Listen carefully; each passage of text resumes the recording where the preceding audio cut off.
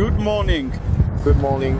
We came up with the idea that there are probably people who want to ride the 125S but don't know how to do it, and they're either too lazy or don't have the time, or both, and simply won't go to a driving school to find out how it's done. That's why the driving school will come to them. We, Shot Motorcycle, came up with the idea to hire an instructor, B, a student, C, a motorcycle to show you how you should ride this kind of machine. Radek Pakulski, instructor at the Polish Automobile Club. Am I right? I speak correctly. He hasn't left the training ground in 5 years, which is evident from his time, so he knows everything there is to know about driving this machine. Our student, Tomek Niewiadomski. Yes, hi. Theoretically, he knows how to ride a motorcycle, but for the purposes of this test, we asked him to erase all his two-wheel riding skills from memory. Surprisingly, he managed to do that quite well.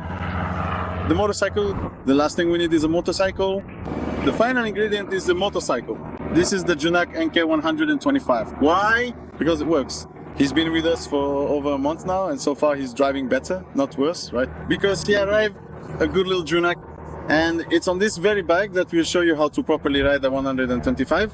And if the Junak agrees, we'll also make a video for you later on how not to ride the 125, which would definitely be a very entertaining film, and we already have volunteers for that. So either way, let's get started.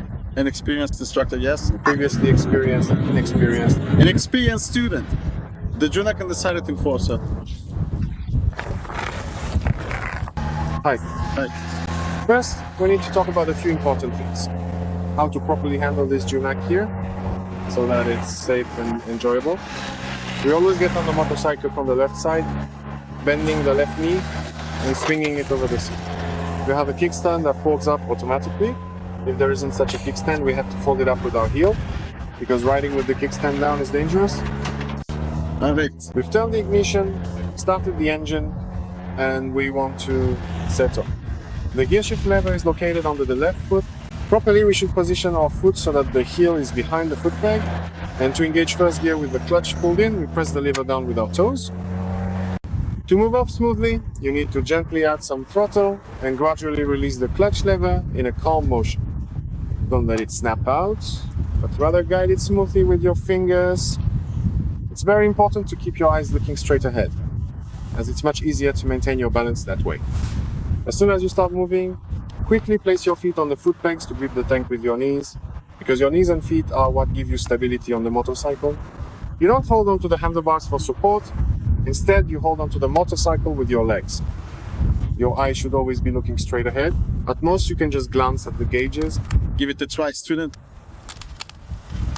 On the other hand, keeping your eyes ahead really makes riding much easier. Here's another very important thing. If you grip the tank firmly with your knees, you'll be able to relax your hands. Your wrists should be straight, and your elbows should be pointed back. To accelerate, you twist the throttle with your right hand. If we want to slow down, we roll off the throttle, but we don't let go of the handlebars. We're riding, we're accelerating. We want to shift to a higher gear. We start with the foot. We place our foot under the gear shift lever. The heel is still behind the foot peg. We roll off the throttle, pull in the clutch, and shift up a gear. We release the clutch and roll on the throttle. Only then do we release the pressure of the foot on the lever. Now we're riding in a higher gear. The next gear will also be up, also in the same way. The next gear is also up. It's important to remember that the motorcycle has a non-synchronized sequential gearbox.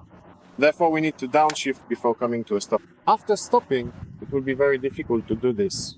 So while riding, you should downshift in the same way as you shifted up. That is, after changing gear, release the clutch, brake with the engine, and keep the throttle, which is in your right hand, closed.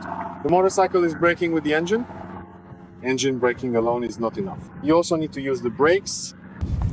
The brake is located under the fingers of your right hand. By pressing it, you activate the front brake. The best and safest way is to brake with 2 fingers. And importantly, do not brake in a pulsing manner by squeezing and releasing abruptly. Instead, brake smoothly, gradually increasing pressure on the brake lever. It is very important to keep your wrist straight and your hand relaxed, so that you don't accidentally accelerate while braking, as this can be dangerous and may easily cause you to fall. The rear brake is also located under your right foot. When you press the rear brake lever, the rear wheel also brakes. However, you need to remember that the harder you brake with the front brake, the easier it is to lock up the rear wheel and cause a fall. The main brake is the front brake. You shouldn't be afraid of going over the handlebars. However, you need to remember to brake steadily and gently, gradually increasing the braking force to keep things stable.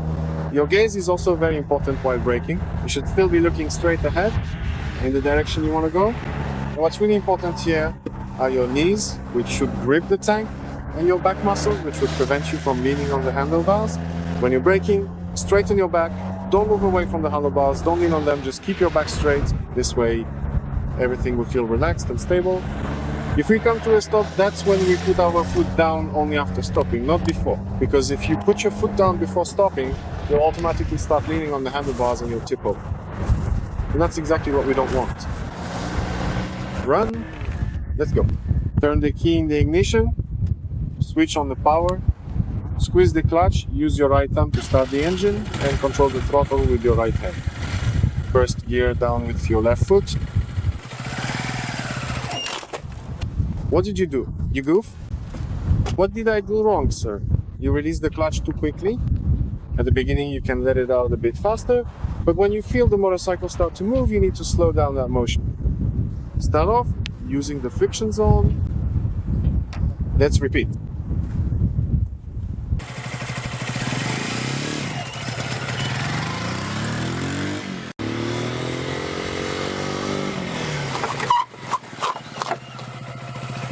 Well, not quite right. Why? Your braking was pulsing instead of smooth. You used your whole hand when you should have used 2 fingers.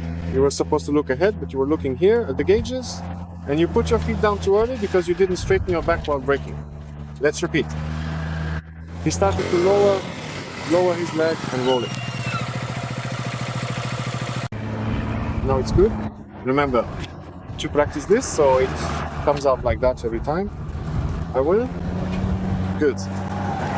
Let's go. A very important thing when riding a motorcycle, turns. Remember, if you're riding 30 kilometers per hour or faster, you have to turn using counter steering. So if you want to turn left, you have to push the handlebar away from you with your left hand. At that moment, the motorcycle will lean to the left and go where you want it to. Also remember to always direct your gaze into the turn. Never turn with your arm straight. With your arm bent at the elbow, push the handlebar away from you, and the motorcycle will lean to the left. If you want to turn right, push with your right hand. This happens at speeds of 30 kilometers per hour and above. This is your safety.